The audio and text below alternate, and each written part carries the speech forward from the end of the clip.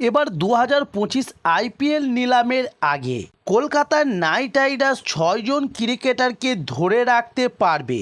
তবে চলুন আর দেরি না করে জেনে নিন কলকাতার নাইট রাইডার্সের ধরে রাখা 6 জন ক্রিকেটার কারা হতে পারে। তবে সেটা জানার জন্য সম্পূর্ণ ভিডিওটা দেখার অনুরোধ রইল। চলুন শুরু করি। তবে গৌতম গম্ভীর মেন্টার ও শ্রেয়স আয়ারের ক্যাপ্টেন্সিতে এই কম্বিনেশনে 2024 আইপিএল জিতেছে কলকাতার নাইট রাইডার্স। তবে এবার জানা যাচ্ছে যে কেকেআর কিন্তু আগের দল আর ধরে রাখতে চাইছে না। তবে এবার আইপিএল এর মেগা নিলাম অনুষ্ঠিত হতে চলেছে, তাই ফ্র্যাঞ্চাইজিগুলোকে আয়োজক বিসিসিআই এর কাছে দাবি করেছে যে মেগা নিলামের বদলে একটি মিনি নিলাম আয়োজন করা হোক। তবে যদিও এই সিদ্ধান্ত পুরোটাই বিসিসিআই এর উপর।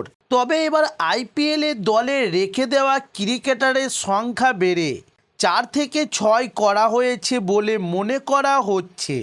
তবে এখন প্রশ্ন উঠতে শুরু করেছে যে কোন 6 জন ক্রিকেটারকে দলে রাখবে কেকেআর আর বাকিদেরকে ছেড়ে দিতে হবে।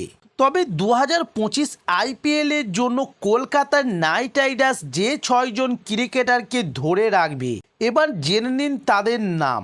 যেমন নাম্বার 1 শ্রেয়স আয়ার এবং রিঙ্কু সিং, সুনীল নারিন এবং অলরাউন্ডার অ্যান্ড্রু রাসেল এবং ভেঙ্কটেশ আয়ার ও বরুণ চক্রবর্তী। তবে এই 6 জনকে রেখে বাকিদেরকে ছেড়ে দিতে হবে এবার নিলামের জন্য কলকাতার নাইট রাইডার্সকে।